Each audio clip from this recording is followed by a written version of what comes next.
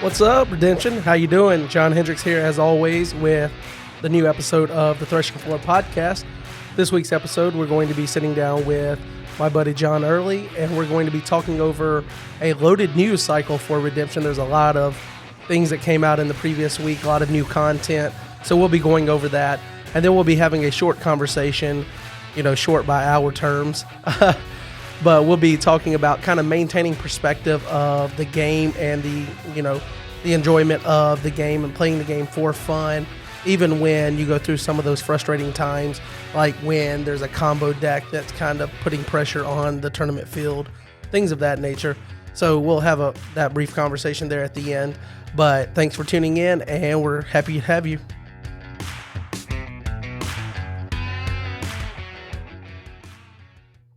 All right, thank you for joining on another episode of The Threshing Floor. This is number 24, and we're joined by a friend of the podcast, John Earley. How you doing, bud? I am doing fantastic, John. Thanks for having me on. Episode 24. Almost made it half a year, my man. Almost. So 24, I don't know if you caught last week at the end. I gave a shout out that it was the Michael Jordan episode. I did hear that. I guess this is the Kobe Bryant part 2 episode of his career. Of his career. It's one of those things, and it's funny. See, we're just going to talk about sports right off the bat. At some point, your podcast listeners will see my name on the podcast guest list and just be like, oh, yeah, going to go ahead and not listen to that one, unless they're sports fans. So, like, Tom Brady just like unretired and all this nonsense, right? But if you like split his career into like 7-year chunks of his 21 years, all 3 sections are almost Hall of Fame worthy. Like 2 of them are, and the third one is almost. And Kobe's the same way. If you split Kobe's, time from his number 8 jersey and his number 24 jersey, both of those careers are Hall of Fame worthy on their own. Like Absolutely. That's how good these players are. And we would like to just go ahead and put the thought out there, if you're not aware, that John did compare himself to Tom Brady in an earlier episode. So you can go check that out. So at some point, whenever he says, hey, I'm going to retire from competitive play, you just know that next year he's going to win nationals. Oh, perfect. Good. Because I plan on retiring. So there you go. I've been saying that for years. I've been doing the little Brett Favre dance where I say I'm going to retire. And I've been saying that for like 3 years now. So at some point I'll just pull the trigger and actually do it. No, you won't. You're too endeared to it. This is part of your chemical makeup now. Without redemption, who are you? Oh, no. See, that's the trick is retiring for me doesn't mean I'm retiring from the game. There's so many ways to impact the game beyond competitive play. Retiring for me just means I'm not going to play competitively. That doesn't mean that I'm not still going to be an elder and do play testing and card creation. Doesn't still mean that I won't do content creation like Thoughts from Portland, joining you every once in a while on Threshing Floor, things like that. I mean, I definitely still going to go to nationals and hang out with everybody. I'll just judge all 3 days. That's fair, but I still think once you try to make that pull away, the draw is going to be there because you're such a competitive guy. That's true. That's true. So I guess what we'll do is tonight we're going to go over some news that. Oh man, so much news. So much. It's like you never know what the week's going to bring for like this section of the podcast. We were just talking, and this could literally take up the entire episode if we wanted it to. I'm not going to lie, John. I feel like every episode that I join you on, we usually have a bunch of news. Like maybe there was one that we did, and I think this is my 3rd or 4th episode joining you. I think I just like when I see a bunch of news or know a bunch of news is going to drop, like I just like to be in on it. Like I feel like that's a thing. Yeah, that's fair. Right in the middle of it. Well, I guess we'll start right here at bullet point 1 is, and I'm glad you haven't started yelling at me yet because episode 5 from Thoughts from Portland dropped, and that thing was pretty entertaining, especially when Sea of Glass was brought up.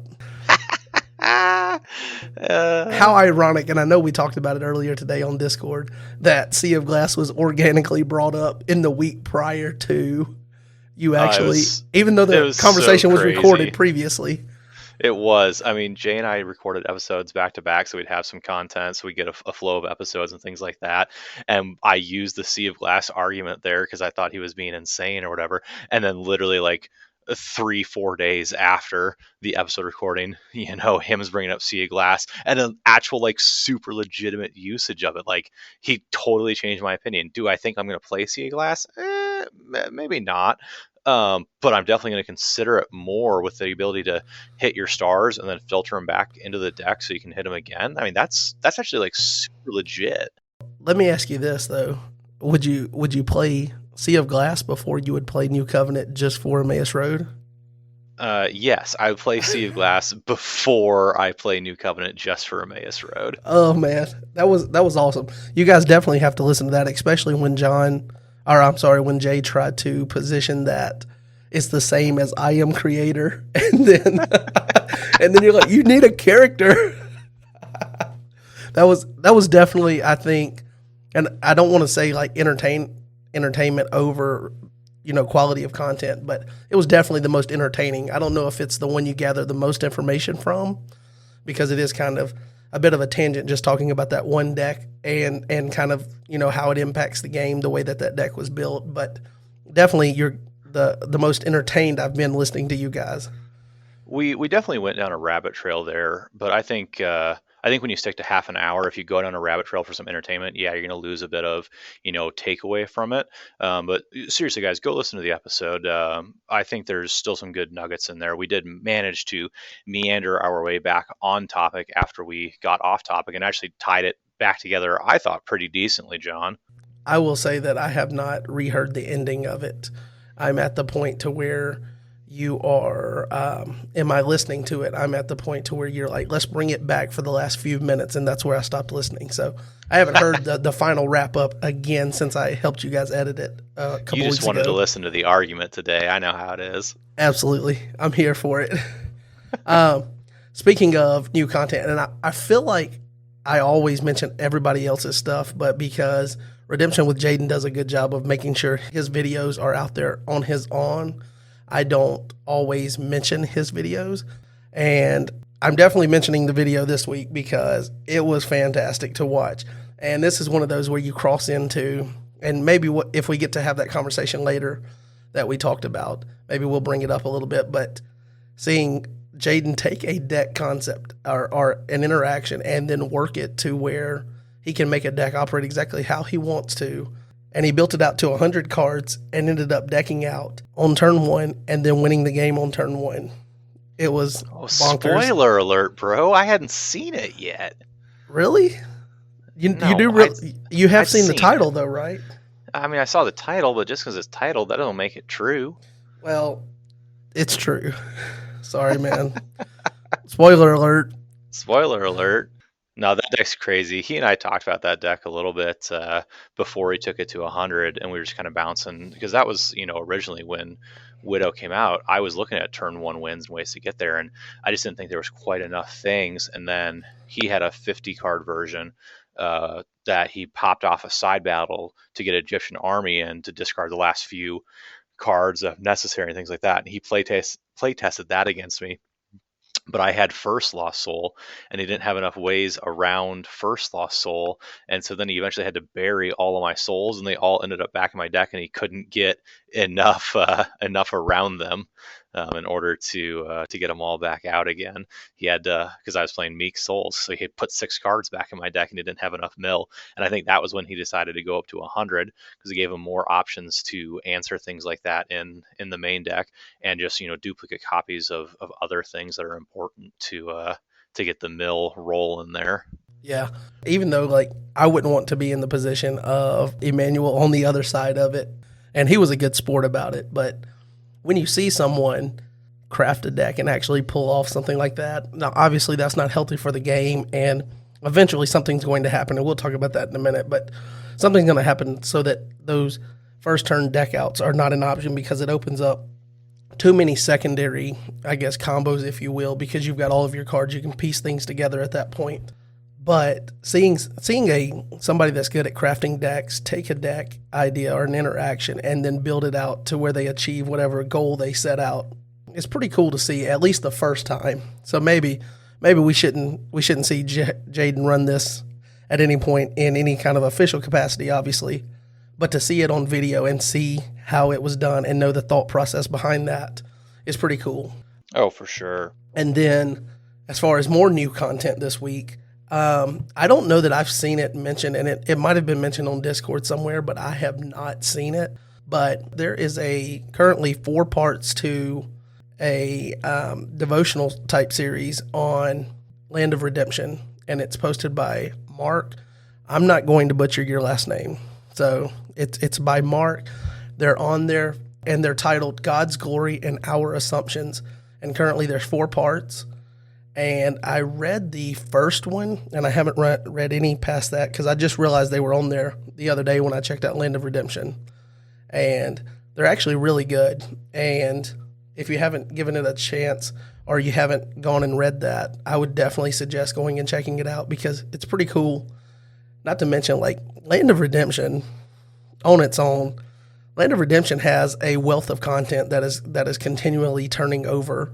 Not like when I first started playing the game and it seemed like there was that like lull where Land of Redemption was there and it was this cool site, but the content wasn't always fresh or whatever.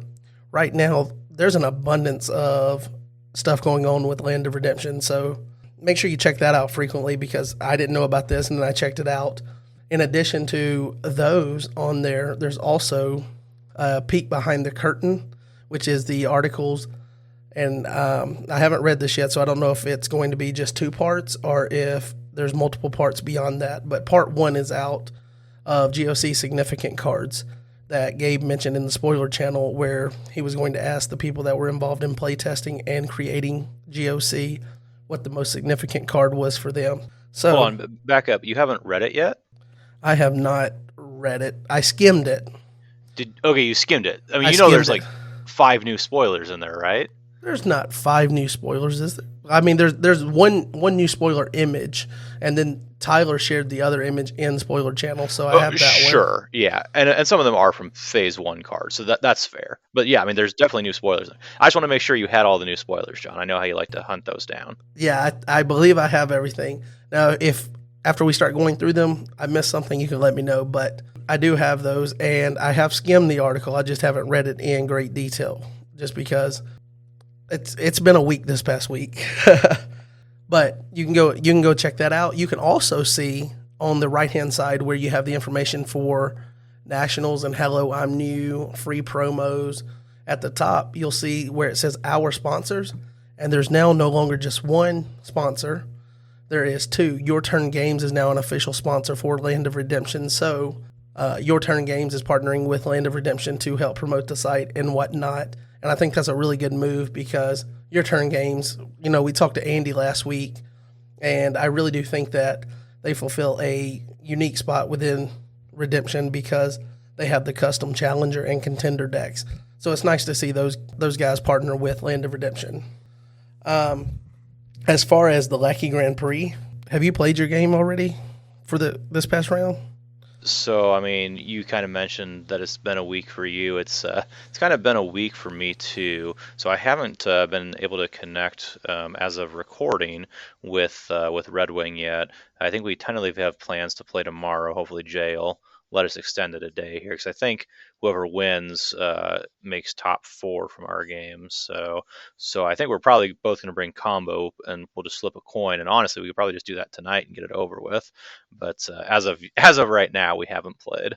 Okay. Well, I did play, and I ended up playing Let Us Pray, who is JD, and we both were playing combo deck, and my combo deck was built pretty well off of the list that he had shared that he played against you, because I thought it was probably the best version of the combo deck if you're just selling out for the combo.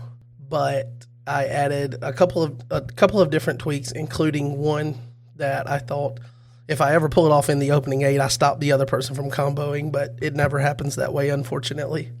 Using your favorite dominant Blinding Light on Priest of Zeus. So yeah, I had that in the deck that I played against JD earlier in the tournament.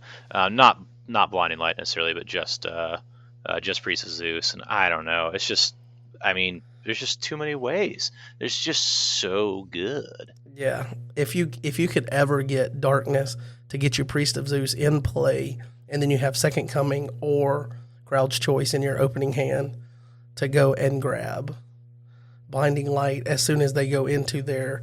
They don't get a draw phase, but they get an upkeep phase. So before they do anything, you play that, and now they can't draw essentially without losing something in territory. So that was my idea for putting it in. But the rest of the deck pretty much was based on JD's list. And Jaden asked after it was posted, because he did beat me 5-0. So you guys, I lost to the combo deck. And, he asked, did we just flip a coin? And honestly, at that point, we knew who was going to win. And I told him as soon as it happened, like, you're going to win now.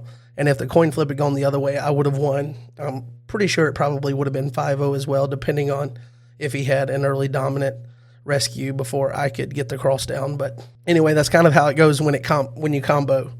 And I'm pretty sure the top 4 is going to be very combo heavy. So I don't know if you really, I mean, I guess it depends on what your affinity is for, like, potentially getting comboed and somebody decking out and putting Golden Cross in on you. But I would just want to avoid that personally. It's easier to say that after I've lost 5-0 though. Had I won 5-0, I might feel differently. Exactly. No, I don't know. I mean, I'm all about that coin flip life. It's fine. Just got to weight it somehow. Well, and that's the trick. And I think Priest of Zeus is the wrong card. I think the right card is the Fool. Yeah, the Fool, the same one that was really good last year. Okay, yeah, Distressing People. Yeah.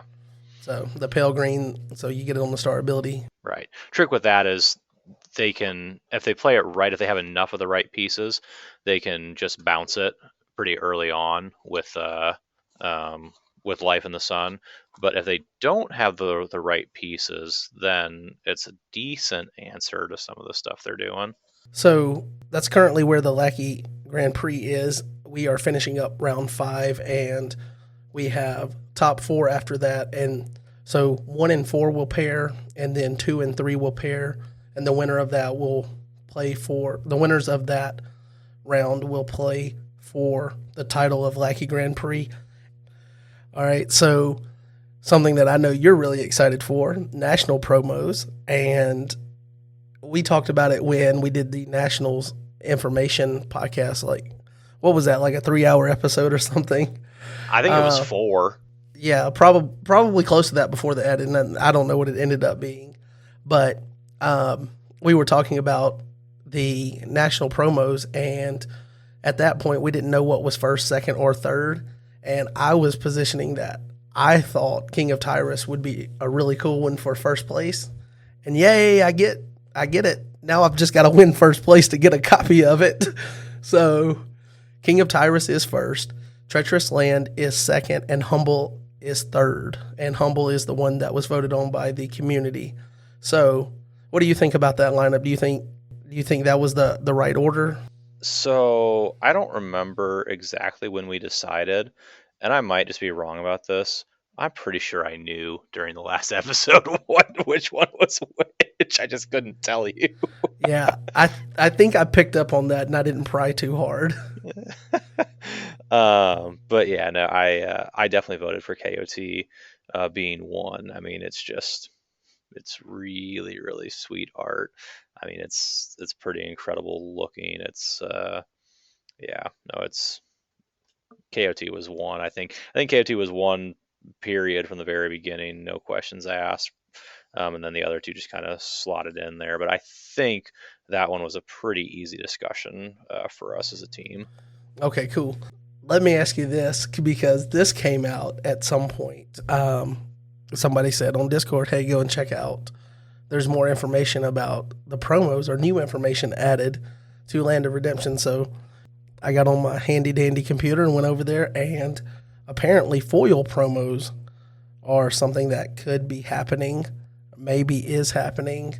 And this is a new option offered by the current printer that Rob Anderson, the owner of Cactus Games, uses to print Redemption. They are now offering foil cards. So what can you tell us about that? I can tell you that is super cool, and I can tell you that we may or may not have done some test runs of these foil cards to see what they would look like. We printed them unofficially. The back does not have a redemption back on it. It literally says not an official card, and then the fronts are printed so we could see what the foils would look like. It's a good thing that we did that because white does not show up very well in foil. It shows up as silver. So we discovered that. So we did some refining and stuff like that on them. But yes, unless something changes between now and nationals, the national promos, KOT, T-Land, and Humble for sure will be foil cards. We are looking at the other cards as well, and it's just going to depend on what Rob wants to do, where his generosity is at, what he can afford that is significantly more expensive to do them as foils. So it'll just kind of depend on that. But as of right now, they will be foiled, and that is a relatively recent development. I think about a month ago was when we had a call and Gabe showed off the printing that he had done on them to us. So super cool. Yeah, sounds pretty cool. So there will not be any regular printed ones. They will all just be foil. I believe that's correct. Yes. Okay, cool. So the foil ones that Gabe got as, testing to see what the white looked like or whatnot, what's going to happen to those? Because as you mentioned those, and we've had an episode on collecting, that'd be a pretty cool collectible piece. So you getting your hands on one of those? That would be a question to ask Gabe. Maybe have him on again and talk to him about that. I believe he paid for them out of his own pocket, and so I believe they are his to keep. And yes, they are rather unique, one of a kind, not tournament legal, simply a test printing of the cards. So yeah, pretty cool collector's item for sure. But I imagine Gabe will hold on to those. No, that's fair. Definitely cool, though, to know that something's being added to the collectible pot, if you will. Also, this week, you shared in the Tournaments and Shout Out channel, I believe it was, that you've received your first official application for Teams Partner. So don't think that we were going to go this episode without bringing that up. Mr. Ron Sias, the man himself, that created a deck that caused us to only have one side battle per turn. That man has reached out and he wants to be your partner. I think you should just close the open window right there. But what do you think about opening that resume? I mean, I'm not gonna lie, it was super funny. We were getting ready to go out. My wife and I had tickets to a Timberwolves game, and we were getting ready to leave the house. And I went over the counter, and the mail from the day was there, and I saw my name on something. And I usually don't get much mail. My wife gets more than I do, and I'm like, I wonder what that is. And I saw that it was from Ron, and it was like a big envelope. The page was folded in half in it, so it was a big envelope. I looked at him like, what on earth is Ron mailing me? Like, I don't remember like talking to him about anything recently. Like, I haven't done any trades. This is way too big to be cards. Like, what is this? And then I opened it up, and I didn't realize what it was at first. I just thought like maybe he changed real estate companies or something and wanted to make sure I had his contact info, because when I bought my house here, I called him and he hooked me up with the real estate agent here in town to help me get my house or whatever. So I was, and then I like started reading it, and I literally just burst out laughing. My wife looked at me. She's like, what is that? And I'm like, it is the greatest joke I have seen in a long time from a redemption player. And then I had to take a picture of it and share it with everybody. And then he put your official name on there, John Earley III. He did. He wasn't messing around. And his education is from the Redemption School of Hard Knocks. And you know what? That's a good point for him. I mean, that's a feather in his cap. That's my alma mater too. So I mean, we got that in common.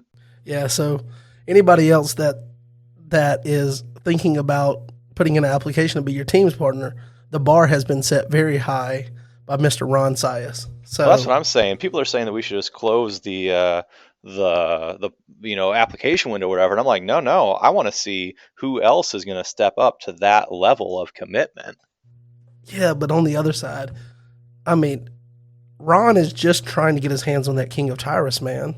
Like he needs those foil promos. So am I. Exactly. So I don't think you're going to win it in teams anyway, to be honest, because Ooh. all right. I'm still sticking that me and Jeremy are going to win it this year. All right. Jeremy, if you're out there listening, you are not playing sealed. You are not. I know you want to, but you're not.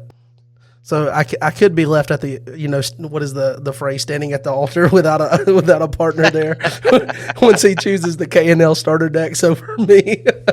That's funny. So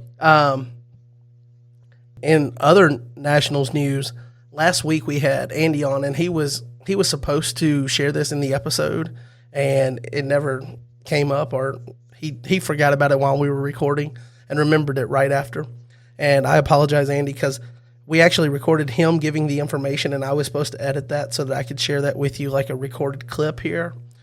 But based on the week that I had, that was not going to happen. So here's a bit of Nationals news information that, for the most part, for most people, is going to be new information unless you're behind the scenes about it. But Your Turn Games is going to be sponsoring Ironman, another side event. It's a side event that's been done in the past at Nationals, to where you have you play casual pickup games, and you have a certain number of, like, they give you tickets or whatever, and you beat a player, they give you one of their tickets, and you play until you run out of tickets to give, meaning that you've lost however many tickets you had. But the twist is that it's going to be sponsored by Your Turn Games. They're going to be offering some prize support for that and whatnot, and it's going to be featuring contender decks. And Andy did say that you will not have to purchase a new contender deck, but you will have to use a contender deck. So you'll have to use your own cards or purchase cards to actually have an official contender deck list that you will use. As far as if you can change it up between matchups, so if you have like 2 or 3 different contender decks, I don't know if that's something you can do or if you have to like enter one, but I'm sure more details can come out now that that's public knowledge. But Ironman is going to be returning as a side event at Nationals, and you will be using contender decks if you participate with that, which is pretty cool. Have you ever been big into Ironman? No, not really. I usually don't have time, to be honest. Yeah. And speaking of time this year, I feel like all these side events, time is going to be a very precious commodity at Nationals this year. There's so much. 100%. So much stuff to do. 100% it's going to be. In GoC Phase 1 tournament legal news, there should be an announcement, and this is something that came up a couple of different times this past week. Should be an announcement coming within the next week. That was shared by, I guess it was shared by Derek and then you, because you and Derek talked or whatever. Yeah, I was driving and I was texting. I figured I probably shouldn't do that. So I had Derek call me, and then he posted, and when I was done driving, I chimed in later. Yeah. So there should be an announcement coming out this coming week. And then Tyler also mentioned, in response to some critical comments about the combo, or concern about the combo deck and how it could affect the tournament season, he basically assured that it would not affect the tournament season, and to expect an answer about the Widow combo decks coming in the next week or so. So I'm not going to ask you to give me information that's not known yet, but part of me just assumes that those two things are combined to where you guys are working on the answer or the solution to the Widow problem, in addition to making cards legal once that fix is known. So what Widow problem? I think it's fine. I bet you do. Coin flips all the way. You never have to worry about timeout again. Right, exactly. Although I will say, Jaden's video, if you go and watch it, he has an hour and a half for a Lackey Grand Prix game. I think he's down to like 15 minutes at the end of it. Like, he took one very, very, very long turn. That is fair. And he did say something about that on Discord. When someone mentioned him taking long turns, he said the trade-off is that I take very few of them, which is a pretty good comeback to that complaint. One, to be exact. Yes. So that's pretty cool. And I know that it actually becoming tournament legal is something that I know I'm personally looking forward to, because I just want to play the cards, like the actual physical cards. Like, I enjoy playing on Lackey. I really do, especially when you get to play players that you don't normally, have in your area to play. but nothing beats sitting down with actual physical cards and playing face to face. And I know we have the Zoom tournaments and things, but like just you across from me, there's so much that you can pick up on from player versus player with the physical cards in hand. And I'm ready to play some physical games with the new cards. Still don't know what deck I would be building using those because I've been, sidetracked with the whole combo thing and trying to make, an efficient combo deck. But, that's another thing that'll happen when the fix comes. Then people will repurpose. And folks like you are already ahead of the game because you're building what you call on the episode, another plug for Thoughts from Portland, the best deck in the format. You think you've already got that figured out, so I'll have to, try to catch up a little bit. We did have several spoilers this week, and this time I will preface by saying spoiler alert.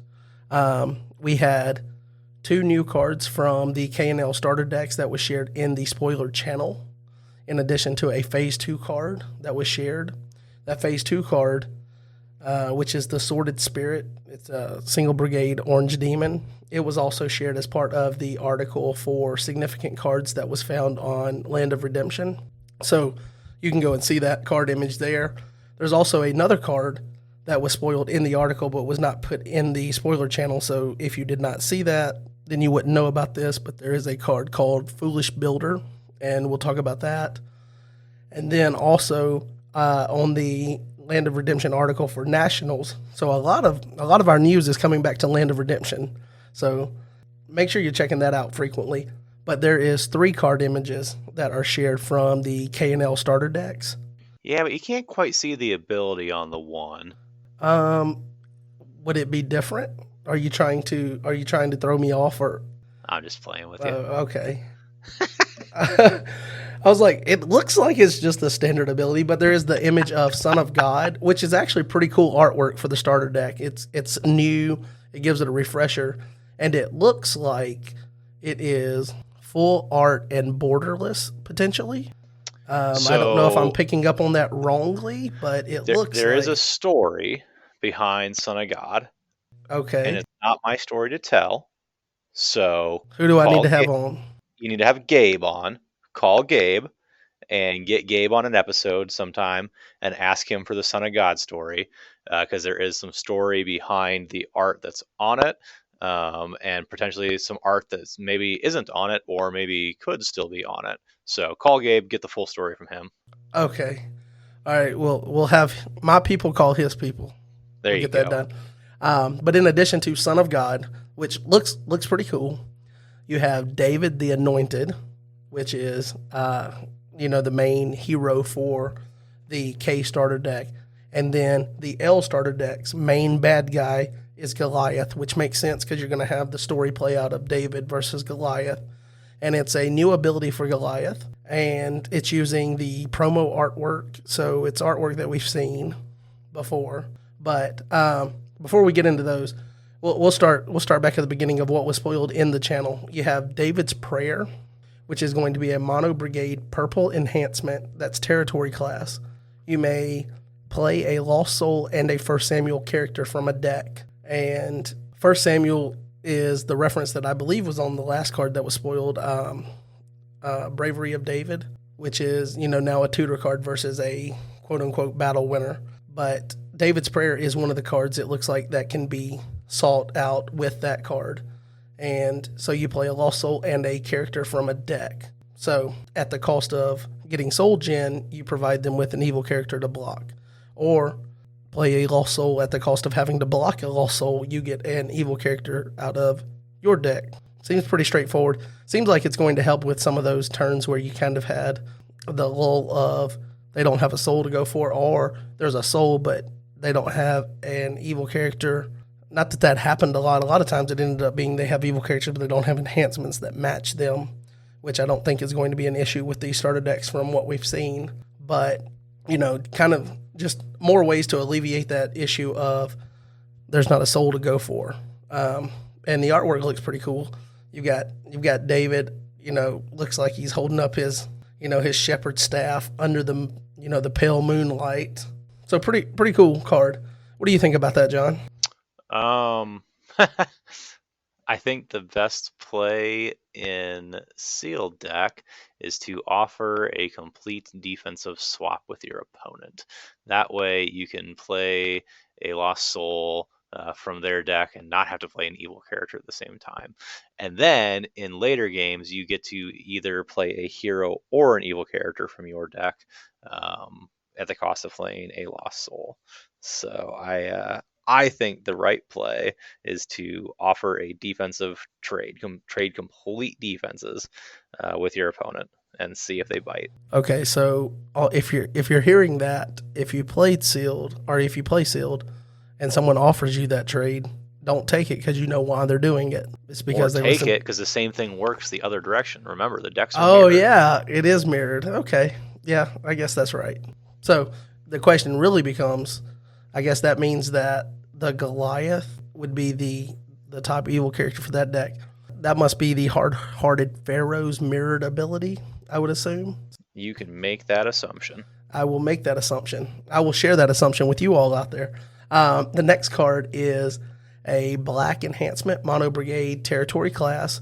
And I love seeing all the territory class stuff because you guys mentioned on your podcast episode that the game's changed to where a lot of it is in the prep phase. And you're seeing that kind of flow over into the starter decks that are coming out, which means that it looks like they're going to be appropriately built for the time period that they're releasing. But this one is called Taking the Arc, and it says you may look at the top 6 cards of deck. So not a deck, of deck. So you can only look at yours, take up to 1 evil card, and underdeck the rest. So no shenanigans here with Jeshua, but you can take 1 evil card, and it doesn't have to have any specific ability, doesn't have to have a discard ability or anything. So you just look at the top 6 cards, take 1, and underdeck the rest. And it's a one-off card. So it's going to, depending on the situation, it could get you an evil character. It could get you an evil dominant. I don't know if we're going to see any curses or anything. There's evil dominance in these decks? I would assume that there's probably going to be something. There you go, assuming again. Okay, so we don't know that there's evil dominance, but if there was one, if there happened to be one, if there happened to be a Christian martyr, you could go and get that with this. You can get a battle-winning enhancement. You could get a negate. Just evil card leaves it very open-ended, which means that this card is going to, get whatever you need for an upcoming battle if you use it in your prep phase. So pretty cool overall.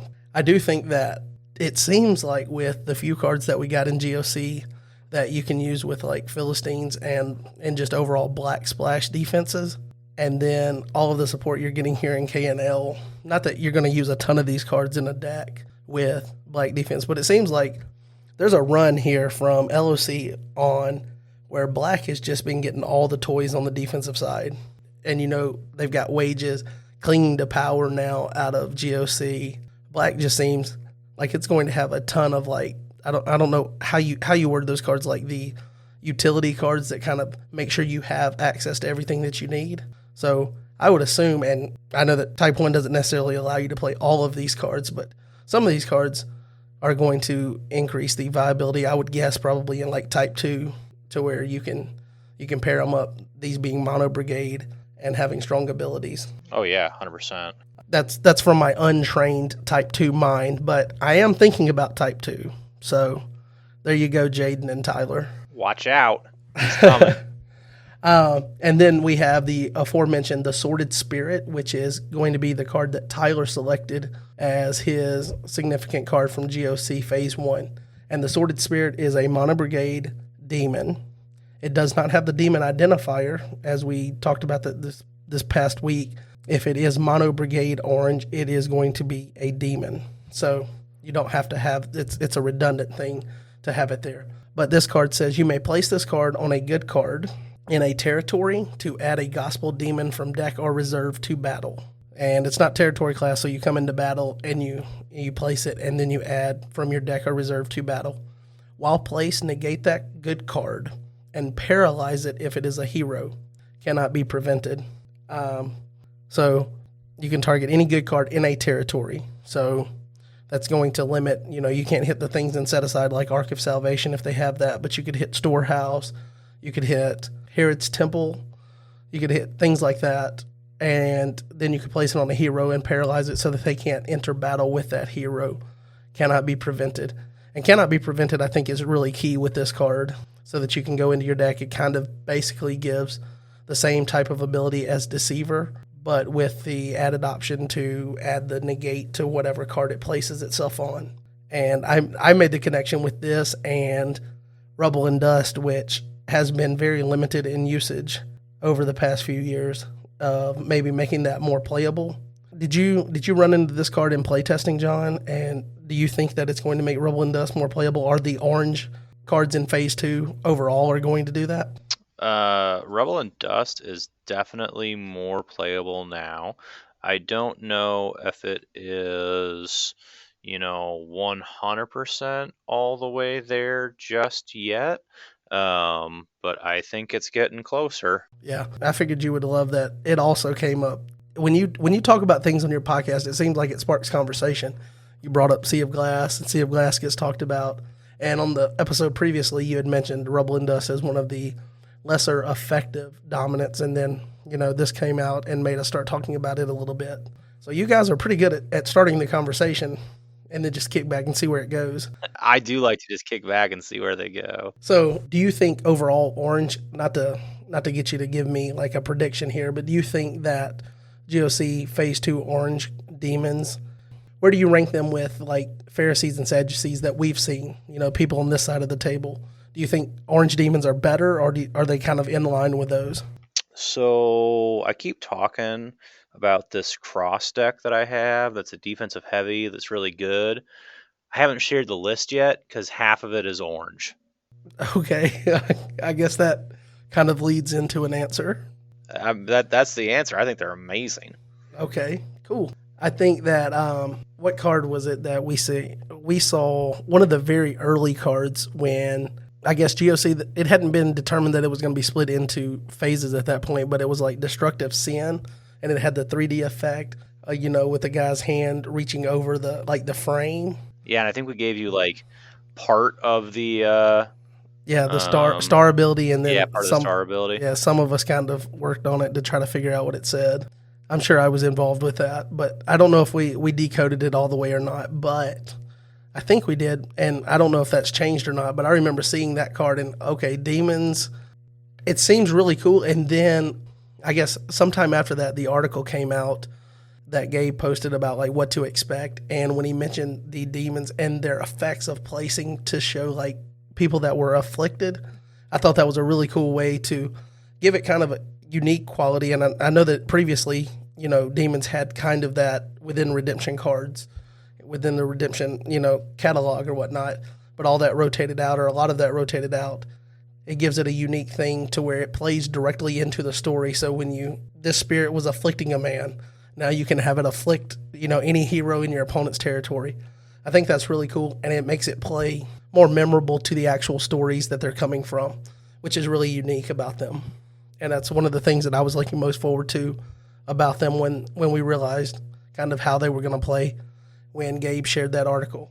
So we'll move right along to Foolish Builder. And this is a card that, again, I mentioned is on Land of Redemption in the Significant Cards from GoC article that Gabe posted.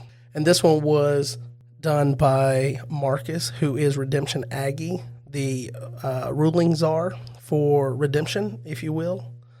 And this card's called Foolish Builder. It's a Crimson Mono Brigade evil character that's territory class. And it's got the same star ability for most fools. Give this card to opponent's territory. Generic fool, limit 1 fool per territory. So each upkeep, you must give a site or fortress to owner's territory. If you cannot, discard the bottom card of deck. That's a really cool card, because at a certain point, they're going to give you a fortress or site that if you're including that in your deck is a really, well, maybe not like Egypt or something to where you get an instant benefit, but if they've got like Ends of the Earth or something like that, or they have a fortress, they're usually relying on that as a, after you put it in play, the value that it's going to give you. They're going to give you that, or, they're going to do that up until the point that they can't, and then it's going to keep working by discard the bottom card of their deck. This guy looks pretty cool, and it looks like it's going to fit in with the thieves that are coming out in Phase 2, so This card looks pretty cool.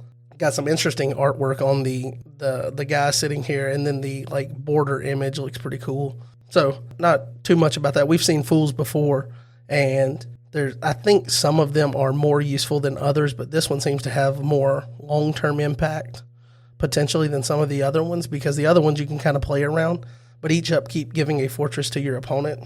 That's pretty good, especially if you pair with like Joshua and other territory things to kind of manipulate. So you give them this, and then you're able to then hit other things that, okay, well, that's one less thing for them to give you, to where then you're discarding the bottom card of their deck. You got anything you want to add about Foolish Builder, sir? I mean, I like choosing the blocker when I have to toss him over there. He's convenient for that. Well, all fools do that. Do you think that... I know. And of course you would be the one to go back with that. Choose the blocker, which, you know, we added another one with Simon for you to play with in New Testament. But what do you think his ability ranks in Fools? Do you think he's up there? I think he's up there for sure. I mean, I don't know that I want to say like top 3, but I mean he's up there for sure. I mean, I would definitely. I mean, there's just so many sites and fortresses that are being played that are like really useful. That like he's probably gonna hit something. I kind of feel the same way. If you listen to our episode on Thoughts from Portland, when I talked about Shipwreck, I feel the same way about Foolish Builder that I do about Shipwreck. Like, he's probably gonna hit something at some point. They're gonna have to give you something useful. Yeah, I think it's really cool with some of the cards like Jesse, or you have people playing Distress to negate whatever. So you can give this to kind of get around. Like if your opponent has Distress negating characters in your territory, or Jesse, instead of having to put him down and him, you know, work across the aisle, so to speak, you know, the star ability. The only thing that makes Fools hard for me to like say are really good is the fact that it's so finicky whether you get that star ability to go off. Yeah. And like if there was some kind of way, you know, like maybe Sea of Glass and Eyes to See, so you could reuse some star abilities, you know, like him was talking about. Maybe you fit some Fools into that. But like, all right, I'm about that. I don't know that I could rely on them. And some of the abilities are really good, and you're like, okay, that would be awesome if it goes off. But if it doesn't go off, it's literally a dead card in your hand, because you don't want to put that down. Because like this one, even if you're not playing with forts and sites, you're going to be discarding the bottom card of your deck. I think where they come in, I don't know, I'm not going to say handy, but like the situation that I would look at using him in is when I'm playing Thieves. Because then I can play him there. He's a thief to trigger some thief abilities that are necessary, and then hopefully he, you know, dies, and I don't have to take the painful side of him. But you know, I don't necessarily think that you play you know, 3 or 4 Fools in a deck, and then if you get stuck with one, you get stuck with one. I think it's more of you know, hey, I'm gonna play this guy in theme, and then if I need to use him as a blocker because I whiff his star, I can. Yeah, I guess one other benefit for them is that Fools always have the star ability. So if you're playing a defense where you're trying to get, you know, add some star ability evil characters so that you can potentially, you know, hit for higher numbers on numerous as the stars or something like that. Sure. That's an option. But yeah, very, very unique card types, and you just kind of have to figure out what the best use of those. I have not figured out that perfect balance because they're mostly dead when I play them. You're drawing too much. Yeah, that possibly is true, but who doesn't want to, like, the whole reason the combo deck is good is because who doesn't enjoy drawing? That's true. We did mention the Son of God and the artwork there. It's going to be your standard negate and rescue a lost soul. It looks like. Can't see it 100% from the image that was shared on Land of Redemption, the way the cards are stacked, but I assume that, and maybe somewhere down the road we can get the story on the artwork there. But as far as David the Anointed, I mentioned that's going to be a green and purple hero, dual brigade. He is warrior class, and he has a full line of identifiers. It almost goes past the picture. It's Giant Slayer, King of Judah and Israel, Musician, Prophet. And his ability is negate an evil card. You may draw one. So again, who doesn't like drawing? you can draw one with him. We must have let Tyler design that one. You know, something tells me he had a lot to do with this entire starter deck.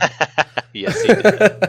Yes, he did. But this works with the new David's Harp, because isn't it when David enters battle, you get to negate an evil card or draw one, and then this is basically the same ability. Negate an evil card, you may draw one. So David's Harp could be used with him as well pretty effectively, I guess. Oh yeah, absolutely it can be. David's Harp's really good. So then we'll look at Goliath, his, arch nemesis in the story of the starter decks, how they're going to play out. You have, David's numbers, by the way, I didn't mention those. He's a 12 and 10, which could be important because Goliath's numbers are 12 and 12. So the 12 matches the 12 toughness. So at the very least, well, actually, I guess if they don't have Goliath down on the board, because looking at the abilities, we'll just read out the ability here. Goliath, Fearbringer. And I mentioned that he has the promo art, which is the shadow of the giant. And it's got David with the sling stone, shadow form. He's warrior class, obviously, Goliath is. And he's listed as Philistine Giant. And his ability is protect this character from lone heroes. You may look at a hand and see that's where, if he's not in play already, David doesn't use his ability to negate him. Then it requires a, extra negate, because otherwise he's protected from lone heroes.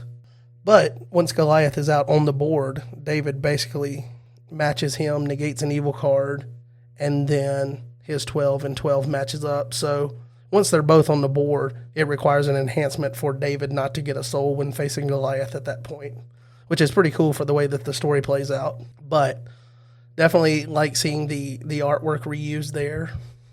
I guess some people might have, some differing thoughts on reusing some artwork, but it's on the same character and whatnot. I think it's pretty cool there.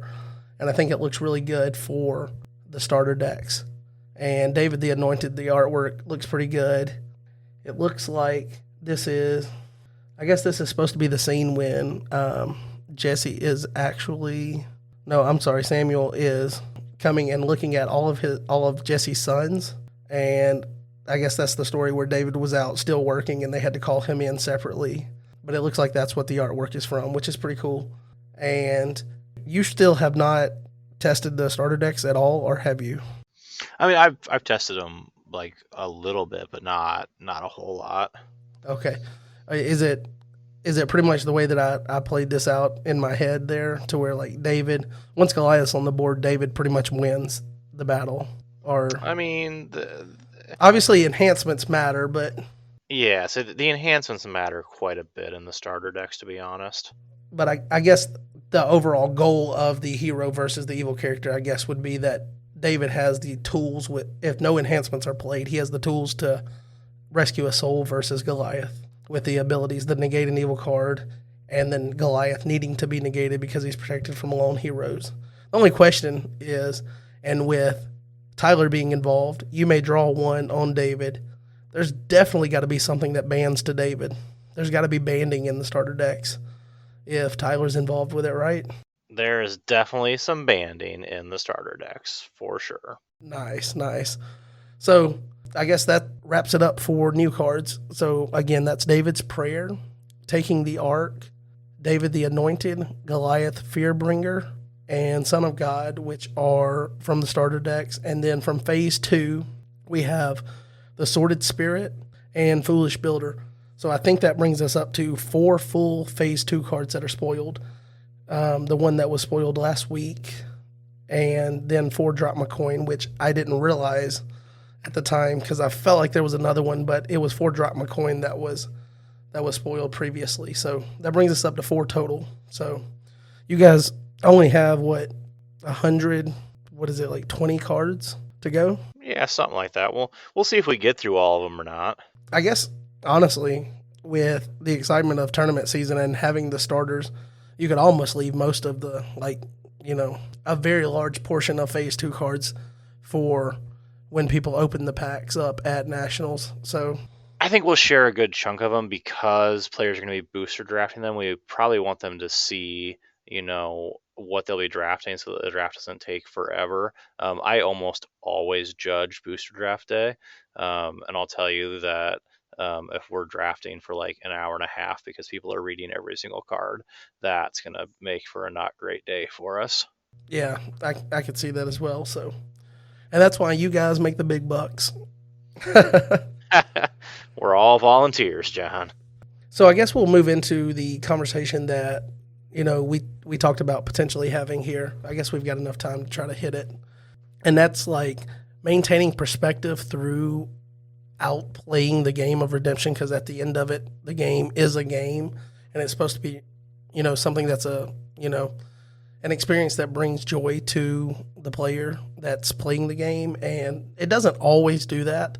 I know, especially when you think about like competitive play, things can go awry, and you can build this deck, and you can put a lot of time and effort and energy into this deck, stay up hours of the night building it before a tournament, and then show up and boom, the tournament doesn't go your way, and now you're I don't necessarily know how to explain that feeling, but it's like you still like the game, but you're just really frustrated with it, and it's like and you really just need to take a little break, like step away for a little bit and then come back to it. And I think a lot of things in life are that way, but it seems like when we've got these combo decks that are going around, it kind of heightens that bit of like frustration that players sometimes feel. And it's not great sitting on the other side of being 5-0'd. But, it happened to me this week in the Lackey Grand Prix, and I dealt with it by choosing to acknowledge how cool it was to see someone take the combo interaction of Widow and Life in the Sun and build out the best possible deck that it could be and come up with, the Invoking Terror play, Cross and Golden Calf, and just, acknowledging how cool it was to see a good deck builder build an entire deck around exploiting that interaction. And that's how I, got through the experience. But I know in the past, people have talked about that, Redemption was pretty strong against combos, and now it seems like they give them a pretty good leash, at least for a time. Could you, since you've been around for a while, could you just explain kind of how the viewpoint on that has changed from the leadership perspective? And how it was then versus how you guys react to a new combo now? Yeah, it's super interesting because I think we've gone through some phases, so to speak. Um, and I think, to really properly tell the story, you have to throw it all the way back to, circa 2002, 2003. Um, and we have the Devastator combo deck, which was a deck by Ron Sias, where he basically played a bunch of side battle cards in a turn and then used momentum change and 8 copies of Search, 8 copies of False Peace, and 8 copies of Confusion, and took out his opponent's entire deck, grabbed everything he needed from his, and then proceeded to win from there. The opponent didn't have any heroes, evil characters, or dominance left, so I mean all they were drawing was enhancements, so they were drawing blank the rest of the game, and then it was over 4 turns later. So you had that combo deck, and then around the same time there were also some other type 2 combo decks that used things like besieging the city combos, besieging the city to stop the opponent from drawing or attacking on their next turn. And there were various ways to, through side battles and things, to play besieging the city every single turn of yours. So basically, you would get your turns, and your opponents wouldn't get theirs. And those combos, were legal and allowed, and went through, tournament seasons, and people played them and things like that. Kirk Dennison was always really good at coming up with combos in Type 2. So for a very long time, combos were a Type 2 thing, and they played out, and players played against them, and nothing was really done about them in the moment. Things were done after the fact. And then we had a little deck that we call Speed Camp. So Speed Camp was created by Cliff Kreisel, along with Tyler, and Tyler will tell you that he had to deal with Speed Camp for years and played against it all the time. And it's what he brings up anytime somebody starts talking about combos, is that he had to play against it. Well, that's cool, whatever. So Speed Camp was a Type 2 combo deck using Sin in the Camp, which at the time you could drop multiple copies into someone's territory, And basically, each upkeep phase they had to underdeck a card from their hand. And so, in combination with Words of Discouragement, you put your entire hand back on the deck. And then, when you drew your 3 cards, there were 3 copies of Sin in the Camp in your territory, and those 3 cards went away. And so, you're playing with no cards, and the game is over a short 5 turns later. And all of these combos were fairly reliable, fairly easy to set up. I believe Gabe won national tournament in 2009 with Speed Camp. And I played against Speed Camp in Type 2 at that tournament. Yes, friends, I was a Type 2 player at one point in my life. I don't like to speak about that dark, dark time, but I was. So I played against it, and it was not a good experience, frankly, playing against it.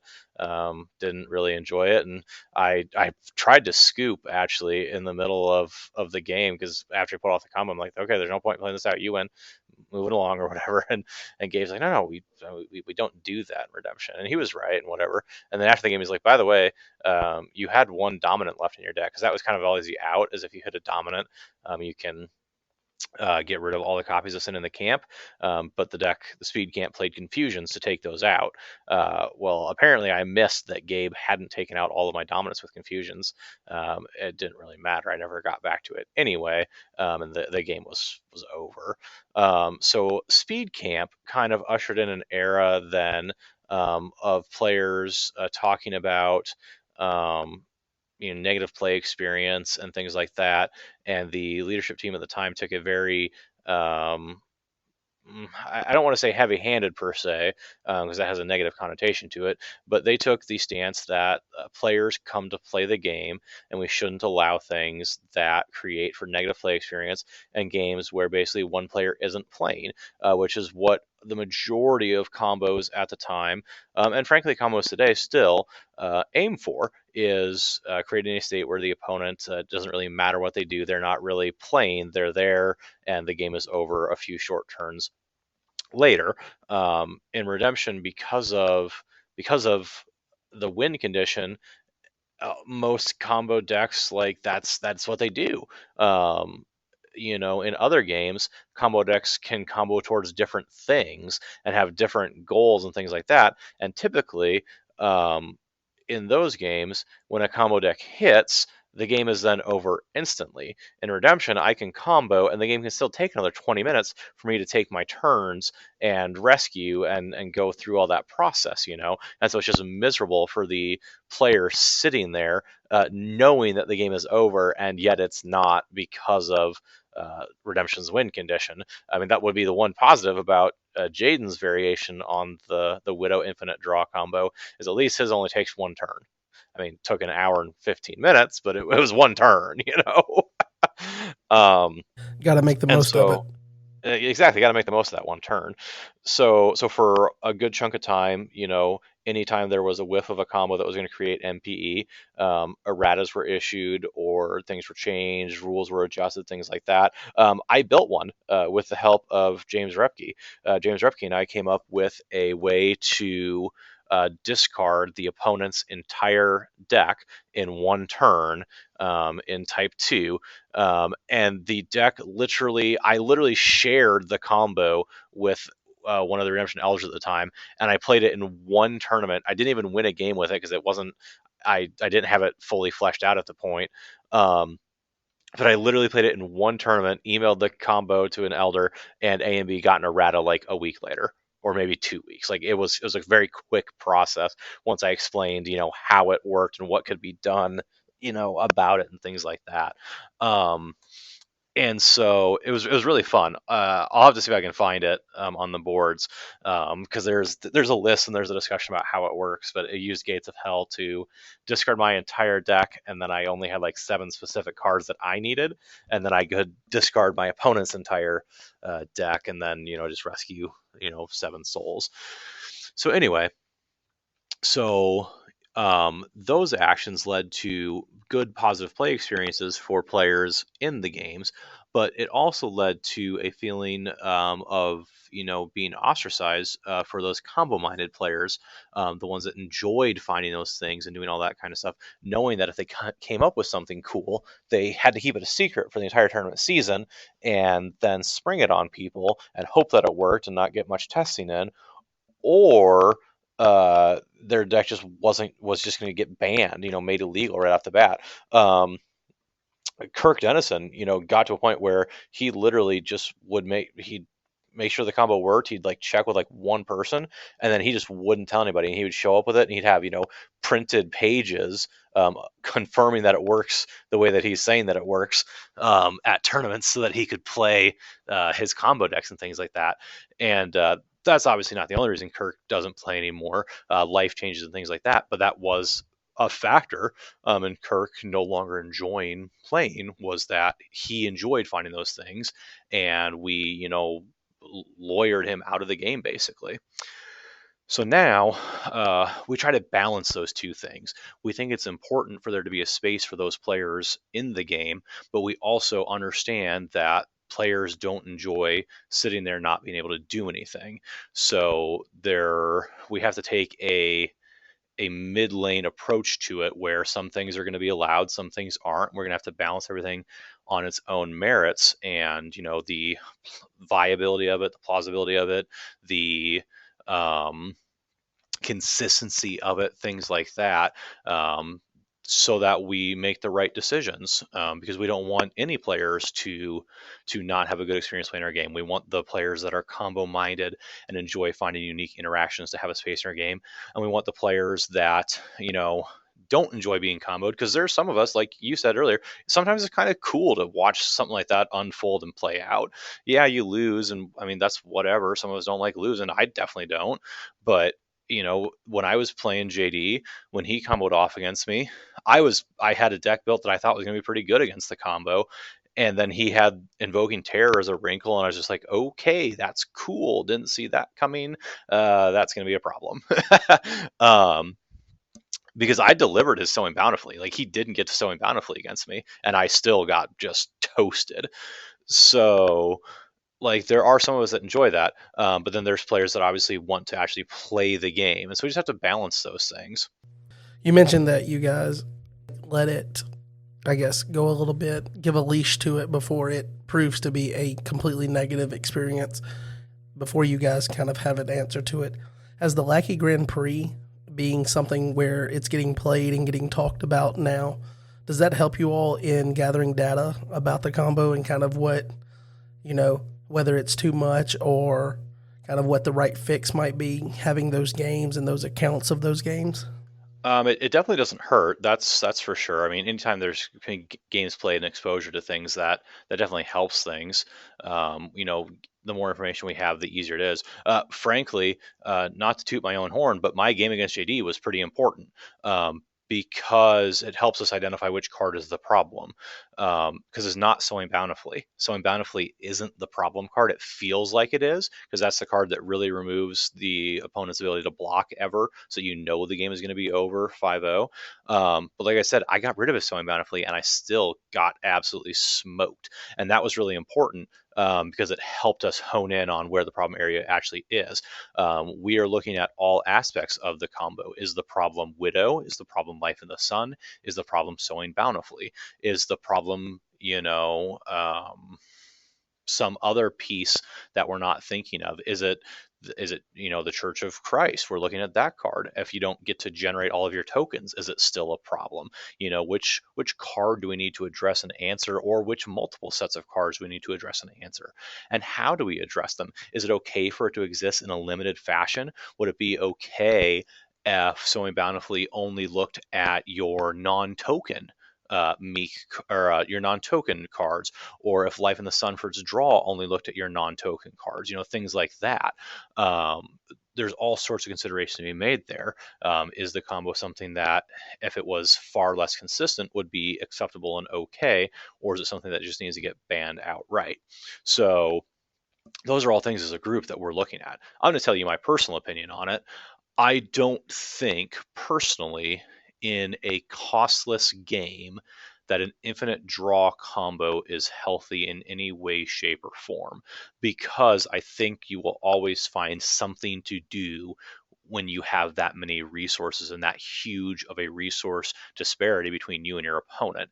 Anytime that I can go plus 50 on turn one, I'm going to find something to do. Even if Sowing Bountifully didn't exist, even if Invoking Terror didn't exist, if I get to go plus 50 and then slam Cross, Golden Calf, another artifact, a Jesse and an Obed and all that stuff, even if that's all I did, even if I didn't Invoking Terror to get rid of all your stuff, even if I didn't have all the star cards like Teaching the Parables and First Sacrifice to take out evil cards from your hand, even if I didn't have any of those things, if I didn't have the Sowing Bountifully, even if all I did was just draw my entire deck and drop it in play, that would still be a problem, right? I mean, we look at things like #Mayhem. #Mayhem was the early incarnation of this. It wasn't nearly as explosive, but it did similar things. Draw a bunch of cards, drop counters in play. So I don't think in a costless game that an infinite draw combo in any way, shape, or form can be a good thing. So I think that I'm not the only one that shares that opinion, and I think we will address that aspect of it specifically. I don't think we'll do anything to Church of Christ. I don't think we will do anything to Life in the Sun. I think we will do something to Widow, more likely than not, because Widow is the older card. And so we just printed Life in the Sun. We printed it that way for a reason, things like that. I think we will deal with Widow. And I think we will also look at dealing with Sowing Bountifully in case players find other ways, to generate a bunch of tokens and get around that. Because I think there's still ways to do that piece of it. So that's just my personal opinion on where I think things are at. Yeah, that's fair. And it's kind of like when I mentioned the update to my experience in the Lucky Grand Prix, to where it's not necessarily the combo itself that's as devastating. It's that it enables whatever you want it to enable by getting your entire deck and having all of your resources basically at the drop of a hat once you get 2 or 3 cards together. Are the fixes you guys are considering? I know that you guys probably have not made an official decision on it yet, or if you have, it's not available to be shared. But how much does it take into account? Like, a lot of us, especially people that listen to the podcast here, just because I haven't talked as much about Type 2, I always, generally think in Type 1 terms. How difficult is it making a decision for a combo like this that definitely could also be affecting Type 2? And how do you guys approach it in that aspect? Yeah, for sure. We look at a lot of similar factors, and in Type 2, it's definitely still. I mean, nobody's talking about the Type 2 version, but I promise you, Tyler's got it built. I promise you, Jaden has it built. The Type 2 version does the same thing. I mean, it grabs a Widow, it grabs a Life in the Sun, and then it draws as many cards as it wants. The trick with the Type 2 version is you have to build it in such a way that you can get your hand down. We saw that a little bit with Jaden in his video, where at times it looked like he was struggling to manipulate the loop cycles because he had too many cards stuck in his hand between his dominance and some other things and duplicate copies of cards and things like that. It was actually a little interesting to me to see him it almost looked like he was going to stop for a second there before he figured out how to get some cards out and keep going. But in Type 2, that's a bigger consideration with unique characters and things like that. But all that to say, yes, Type 2 is a consideration as well, which is why I think we're going to address more than one card when we do make a move on these things. Because I think in Type 2, even if we, fixed Widow or banned Widow or whatever we decide to do there, I think Sowing and Church of Christ is still potentially a problem in Type 2. Yeah, that's fair. I guess the whole point of this conversation, I know that we discussed the Widow combo here and combos and kind of the history of them throughout the game, but the point of the conversation was kind of like figuring out how to maintain perspective through that, and being that you've gone up against a lot of those decks that you mentioned that were just, potential negative experiences being on the other side of the table. Have you ever experienced to where like redemption just, like, whether it's just for a tournament season or if it's while this deck is, running around, the game's just not fun anymore. And have you ever gone through like a season to where it's just like you need to, take a break and step away from playing and dedicating so much time to it to where, I don't know, it feels like sometimes there's a point to where like at a certain point you're just bashing your head against the wall, getting frustrated over and over, and you just need that, chance to reset and get a breath of fresh air, so to speak. Have you ever experienced that? I would say I've never experienced that in a season. I have definitely experienced that at individual tournaments and individual games. I would say I've never had a season of redemption where I have felt that way, primarily because a lot of my early competitive play experiences were at a time when people were keeping the combo decks either more secret or I just wasn't as in tune to things. So like Speed Camp in 2009, I knew it existed, but Cliff wasn't at Nationals that year. I didn't realize the deck was going to be, he'd posted on the boards and said, "Hey, I'm not going to Nationals. Here's a deck I've been working on for a couple of years. It's pretty cool." And so I'm like, "Oh, wow, that's something," and I just, and then Gabe shows up with it and it's like, okay. And that's definitely a time when that tournament was very frustrating for me. That game was incredibly frustrating for me. But I haven't experienced that for a season of play, so to speak. I like to think that I'm fairly resilient to that kind of stuff, and partially because I am one of those players that A, enjoys finding combos, B, enjoys playing combos, and C, if somebody gets a cool combo off of me, I enjoy seeing it happen. I will say last year with, the Love at First Sight combo, I was one of the players that, helped discover it very early on. And I had my variation of it. And then, a slightly better variation of it came out. And I was planning on playing it until Josh convinced me not to. And so for a little bit there, it wasn't so much discouraging for me, so much as, hey, I have the best deck, but so does everybody else. And so, like, does it actually matter that I have the best deck, Um, or is it just going to be random coin flips and whoever gets? So that was, mildly like disheartening for me to know that even though I'm a really good player and I know how the combo deck works, enough players can play the combo deck and quote unquote get lucky, that it might not matter. And that's where it was a little bit of a debate of, hey, counter or combo, and I just didn't know that counters were quite good enough, and I had it built not quite the way that Josh did. And then I saw Josh's game against combo the night before Nationals, and I was like, okay. And that was what convinced me right there, was that it was weighted more than just a coin flip.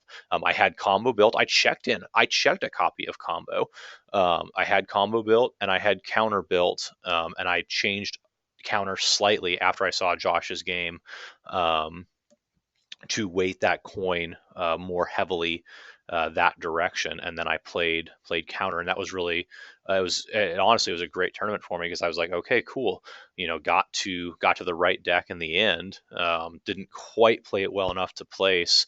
Also did an intentional draw with Jeremy, which, because I did my math wrong and thought that I didn't have a chance at top three, and turns out if I'd played and beaten him, I would have gotten top three. So whoops, my bad. And I knocked Ron out of top 8 when I did that too, which is kind of funny.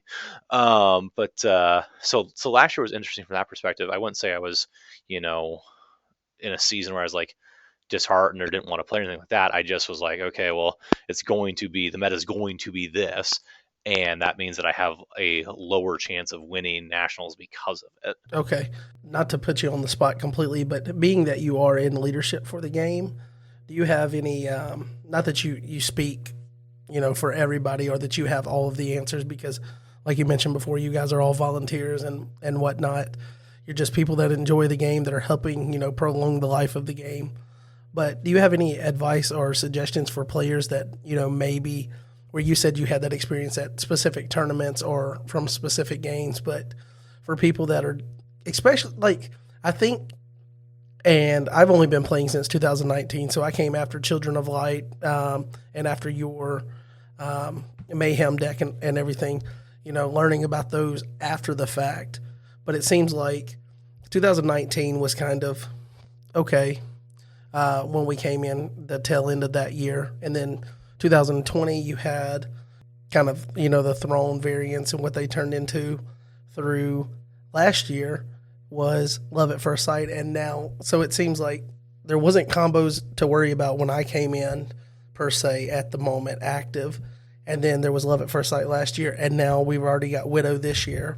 People are constantly looking for combos, and it just seems like these past 2 years now, with LOC being out, you had Throne that 1 year, and then Love at First Sight last year, which was kind of the second year of LOC, and now GOC hasn't even become tournament legal, and there's already a combo. And so I know that there's frustration. Like, you can get on Discord, and it's not, just one or two individuals, because if there's one or two individuals that are vocal about it, there's other people that are feeling it that just aren't going to say it. Um, do you have any advice for players that are frustrated like that? I know that, we have hopefully an announcement coming about a fix for this, and you guys are working on that fix. But what would you say to players that are frustrated about it in the here and now? Well, I think we'll end the episode the same way we started it, by talking about football. So for those of you that don't know, I'm a really big Packers fan. So I'm going to channel the greatest quarterback of all time, not named Tom Brady, and RELAX. Relax. It's going to be okay. At the end of the day, we got to remember it's just a game. All right? It's a game, and it has a bigger purpose than just being a game. And so anytime that we get frustrated or feel like we don't want to play, or the game's not fun or anything like that, we just need to take a step back, take a breath, and relax, and remember that it's just a game. And yeah, maybe the tournament scene then isn't super great that year. Maybe competitive play isn't exciting and fun because of combos and, whatever. So play with your buddies, and play casually and have fun with them. Experiment with classic format. I mean, I think Widow combo is a problem in classic too, but I mean that doesn't matter, but like, play classic, play contender decks, play challenger decks. I think it's fantastic that we have all sorts of different tournament styles pop up. Yeah, official sanctioned tournaments through Cactus are great, and getting the prize support from Cactus is really nice, and getting RNRS points and prizes for that is a good thing. But like, you look at other games, big games, I won't say the game, but everybody knows what I'm talking about. You know, yes, there's official sanctioned tournaments, but then there's also, three or four major tournament like tours, and things like that. And there's invitationals, and then there's open things and things like that. Um, and I think we're seeing a little bit of that develop in Redemption. We've got the Lackey Grand Prix from Jay, unofficial tournament, testing ground for things. Jay can make up whatever rules he wants with it. People are engaged. We had what, 18 players this round, something like that. I mean, it was a big number. Bunch of players playing, GOC decks when GOC isn't legal. Fun stuff there. You've got Your Turn Games doing the Challenger deck tournaments, or Contender. I don't remember which one it is. It's one of those two. It's Uh, Contender. the fact that there's two of them confuses me all the time. Mostly because I don't buy them because I have the cards already. But like, so yeah. So you've got the Your Turn Games tournament, and now you've got Rob M pitching in, and he's got a Zoom invitational type thing going on. So I think it's like super awesome that we have all of these ways to play the game that don't involve a super high competitive level. If you want to be a super high competitive level, great, that's awesome. Know that you're going to run into things from time to time that aren't going to be awesome. But if you just want to play and have fun and enjoy the game, there is a myriad number of ways that you can do that without having to worry about Widow and Life in the Sun. And that's one of the great things about Nationals, is we're going to fire a whole bunch of side events where you won't have to worry about that. And you're not going to have to worry about it. More than likely, we haven't made a decision yet, but I can't believe we're not going to do something about it. And I'm fairly certain that you'll hear an announcement from us this week, where we have a meeting about it this week, where we're going to get a line call and talk through it together. So I got to believe we're going to come to a conclusion, and we'll get an answer with it. But like, you're not going to have to deal with it anyway. And even if we decided not to do anything, then you just know, okay, so if I'm going to be a competitive player this year and try to win competitively, I'm going to have to either deal with this or play it myself. Or I can explore one of 1,000 different ways. Type Northwest. Somebody make Type Northwest popular again. Somebody take that and run with it. Get a Lackey or a Zoom thing. Get a Discord channel going. Get people signed up for it. Make Type Northwest a thing again. Type Northwest was a great format. I played like 0 games of it, but like, I wanted to. I think it's cool. Make that a thing. Somebody take type half and run with that. Make that a thing again. I mean, we have so many creatively minded individuals in the game that there's so many things you can do, so many ways you can play the game. You don't have to play in officially sanctioned tournaments. I want you to. I want you to come hang out with me at nationals. I want to do that fun and fellowship piece of it. But I think that if you are one of those players that gets discouraged easily or is discouraged right now, I would just ask you to just take a deep breath, relax, and look at ways that you can play the game and enjoy and have fun without necessarily needing to be competitive. Because frankly, competitive play, it is what it is, but it's not the end all be all. The game is about having fun.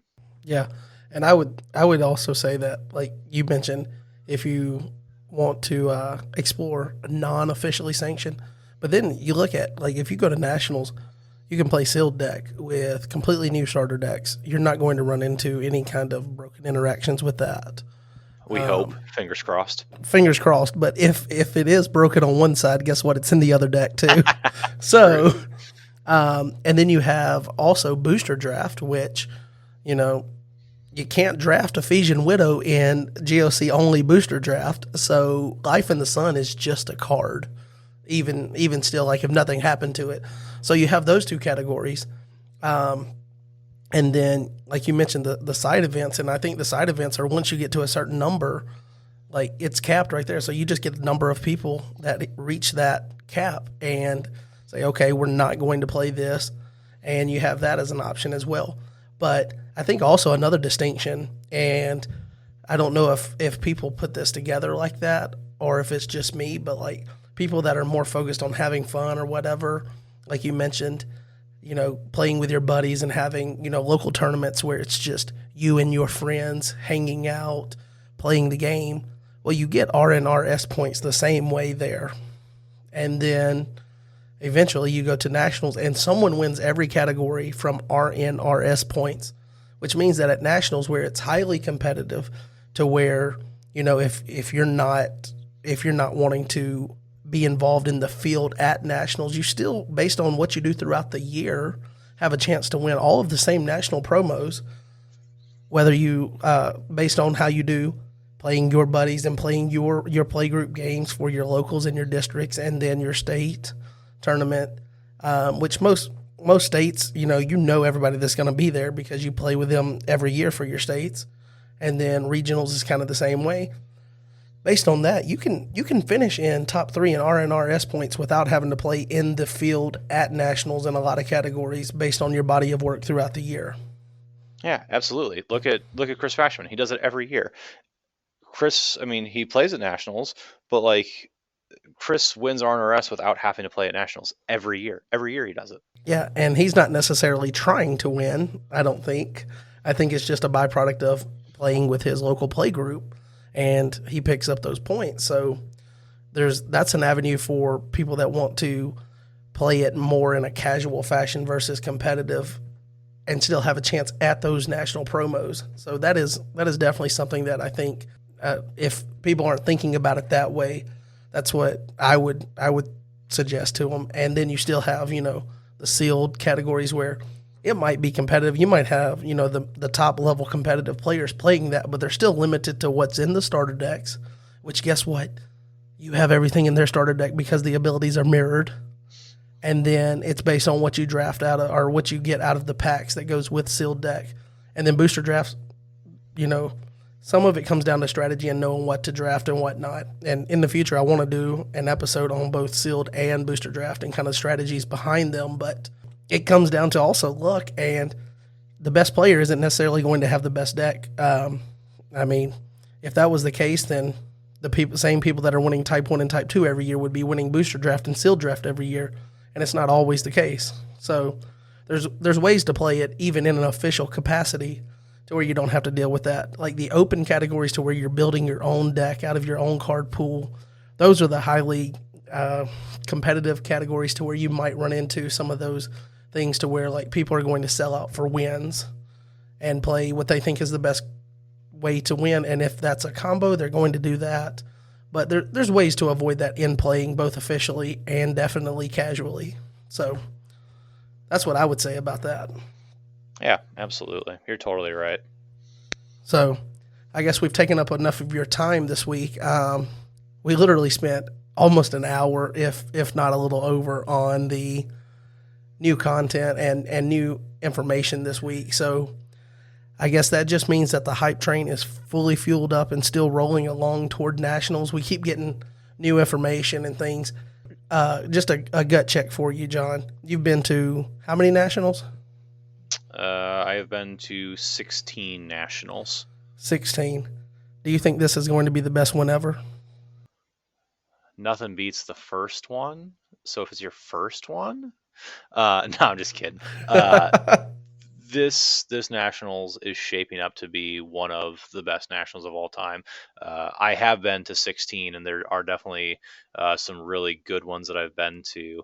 I would say 2011 in my home state of Minnesota was one of the last like really big nationals, and I had a blast at that one. That one was a really good time. The church facility that we were at was really good for that.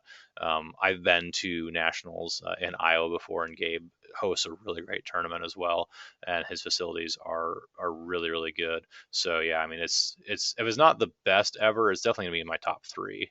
I think, and I guess I can't really say that for sure because of the experience and thing that you have with each year and each season. You know, some people are there and there's memorable moments.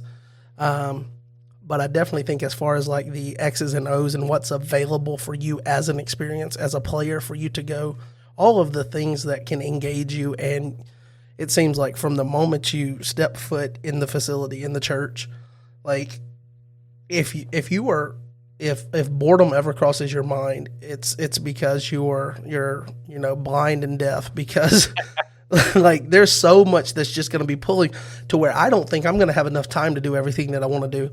Like I've got ideas of like rebuilding my King Noah deck and trying to play that in a classic event, but I might not get around to it because of all the other stuff that's going to be going on. And I'm planning on bringing the recording stuff and recording some conversations and stuff with people that I don't normally get to sit down with in person. And it's just like, can we move to make nationals a week-long event? I think that'd be pretty cool.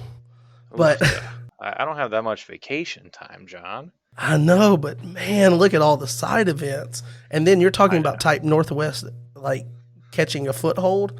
Like if that thing catches on pretty strongly and in the future becomes because I think like we could potentially expand official categories in the future, like if numbers get back up.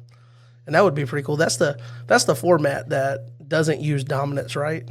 Yeah, yep. Doesn't use dominance, and it's not played to a score. It's played for a specific amount of time, and whoever has the most souls at the end wins.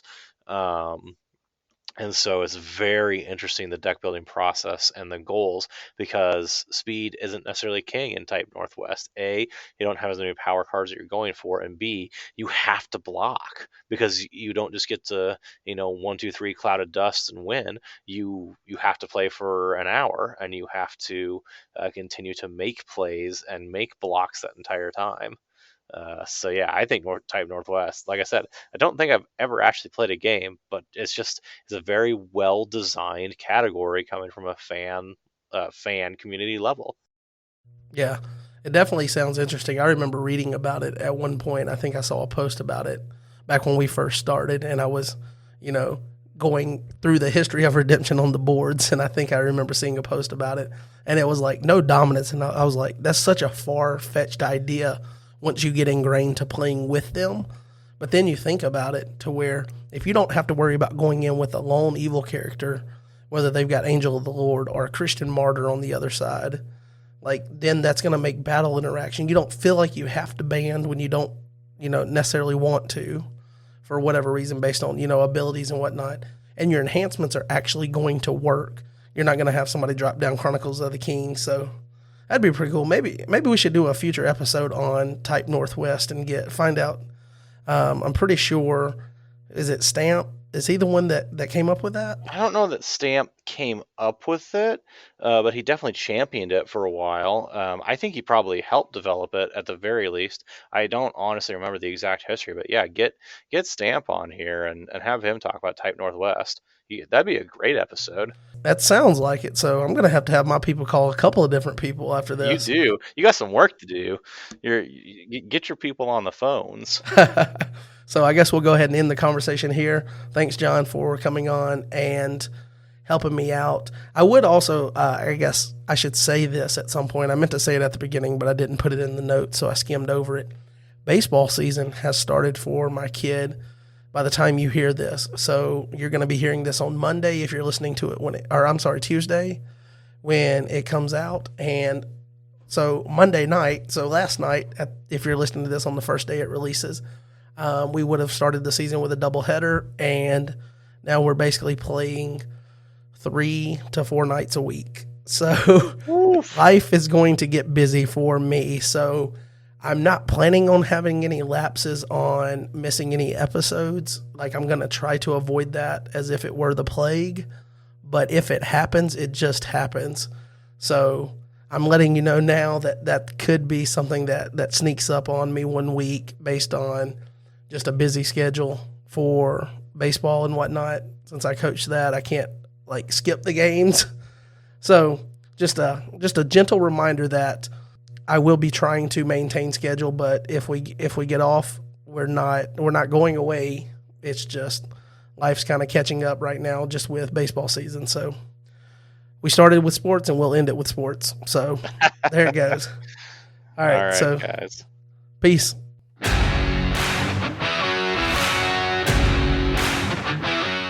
All right. Thank you so much for joining and sticking around to the end. I want to thank you guys for listening each week. I want to thank our guest, John Earley, for coming on and spotting me this week, being the guest here. And if you picked up a couple of nuggets, there was a couple of mentions of potential future episodes, on sealed draft, on booster draft, and on, Type Northwest, things of that nature. So maybe we'll see some of those episodes come to fruition down the road. But otherwise, we'll figure something out for next week. So I'll talk to you then. Peace.